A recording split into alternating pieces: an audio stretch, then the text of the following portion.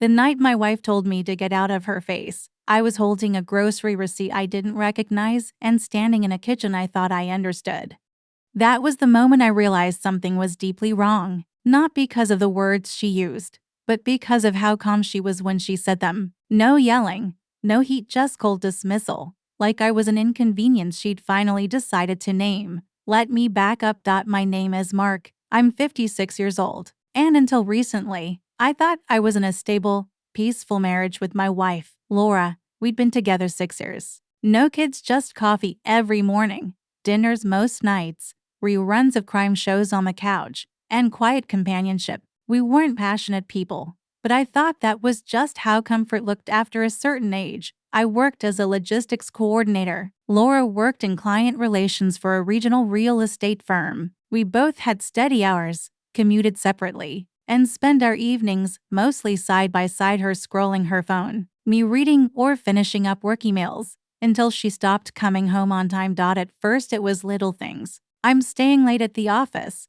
or the girls and I are grabbing drinks, but those nights started stretching longer, the excuses thinner, and the look in her eyes more distant, like I was part of a life she no longer recognized. Still, I didn't accuse. I didn't even raise my voice. I just paid attention. The turning point came on a Thursday night. I had gone to clean out the car, hers, actually, because the back seat had fast food wrappers piling up, and I figured she was distressed to notice. That's when I found it wedged between the console and the seatbelt, a long receipt from a boutique grocery store neither of us ever shopped at. 2 steaks, imported cheese, a $40 bottle of wine, truffle oil, and a handwritten note at the top, circled in red ink. Don't forget the rosemary. That wasn't for me. When Laura got home around 10:30 p.m., I was in the kitchen, calm, not pacing, not angry, just waiting. I showed her the receipt, asked quietly who it was for. She didn't even look at it. Instead, she scoffed, rolled her eyes like I was the most exhausting man alive, and said flatly, "Get out of my face."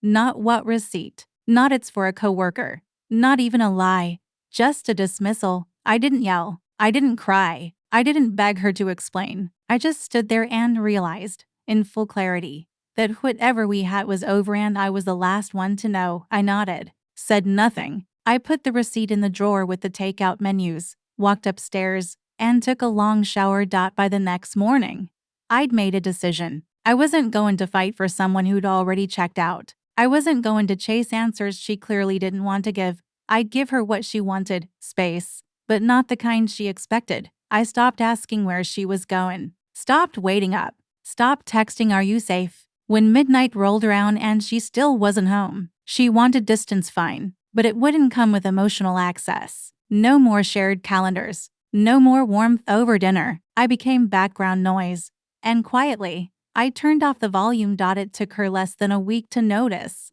The first few days, she seemed liberated, stayed out even later, didn't bother hiding her phone, wore perfume again. But by the 4th day, she paused at the table and said, "You're being weird." I looked at her over my coffee. "No, I'm just done trying." She blinked like she hadn't expected me to say that. And that's when I knew she didn't end things because she had a plan. She ended them because she thought I'd stick around, clinging, needy, asking for scraps. But I wasn't that man. Not anymore. Lori interpreted my silence as surrender. She started walking taller, dressing bolder skirts she hadn't worn in years, lipstick colors that didn't belong to the woman I married. She stopped giving reasons, didn't pretend anymore. She'd come home reeking of wine and something citrusy and sharp, someone else's cologne. But I didn't flinch. Not once. She thought I'd sulk or accuse, maybe even explode so she could flip the blame. But I just watched.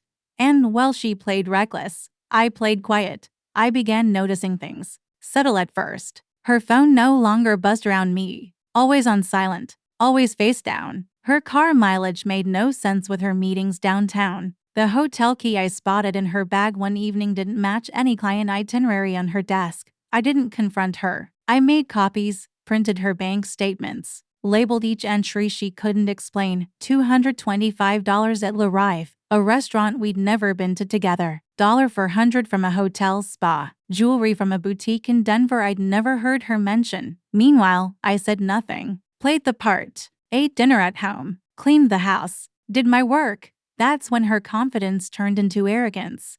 She stopped pretending completely. One Friday evening, she walked out in a low-cut black dress I'd never seen before. Heels, clutch purse, hair done like it was prom night. I looked up from the couch and said, "You have plans?" She didn't even blink. "I'm going out."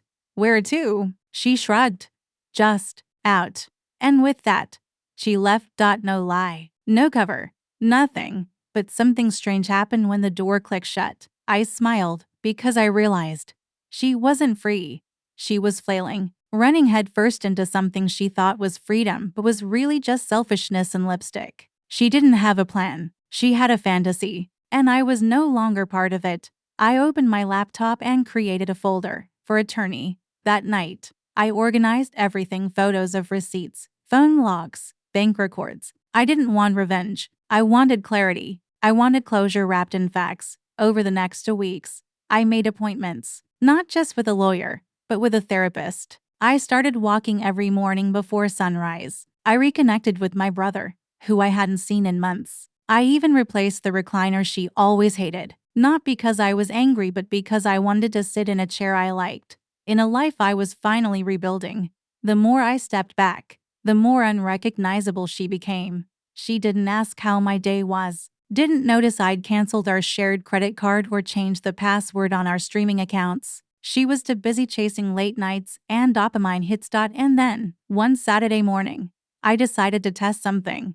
I stood by the door in jeans and a clean button-down, spritzed cologne, grabbed my keys. Laura was drinking coffee at the counter, half asleep. "I'm heading out," I said casually. She looked up, startled. "Where?" I smiled. "Just out." Her head tilted. "Out where?" I took a sip of water. "Don't worry, I'll be back when I'm back." I watched her blink in slow realization. It had landed. I wasn't asking for her attention anymore. I was reflecting her disinterest right back at her, and it rattled her.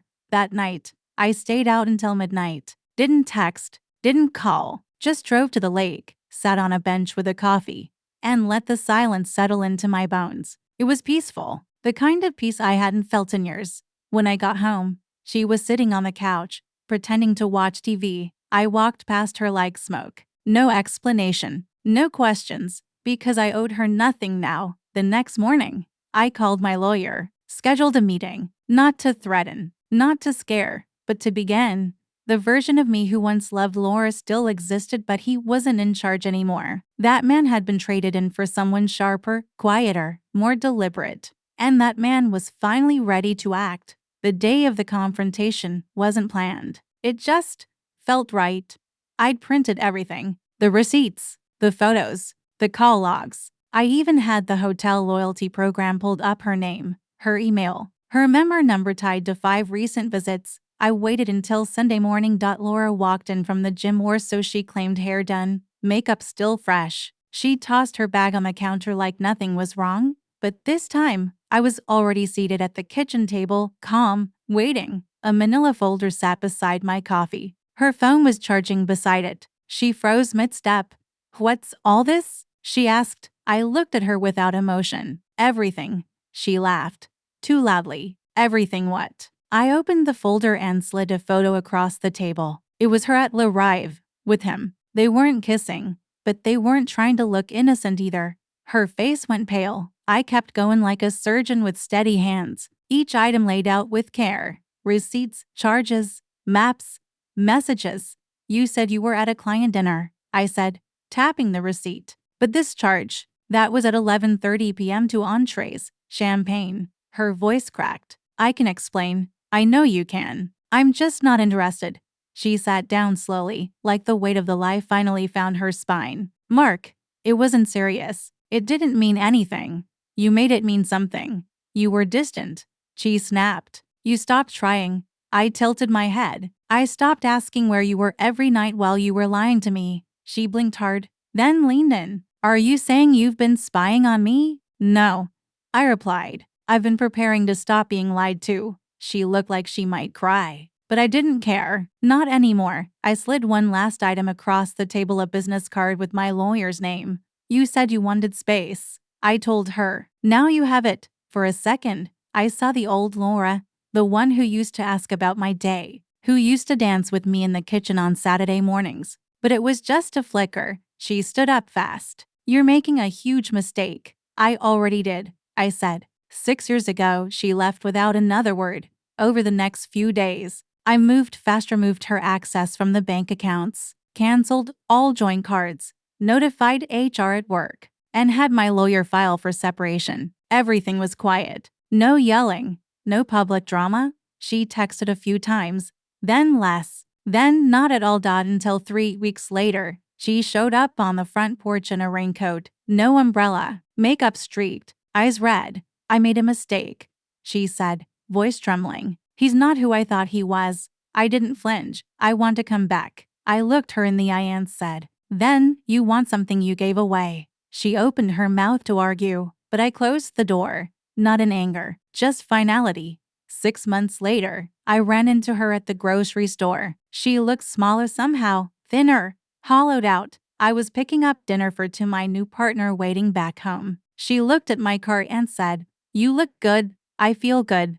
She smiled weakly. "Do you ever think about us?" I met her eyes. "No, but I do think about what I learned." She swallowed. "Mark, I didn't mean to hurt you." "I know," I said. "You just meant to serve yourself." Her mouth quivered. "Don't you think people deserve second chances?" "People?"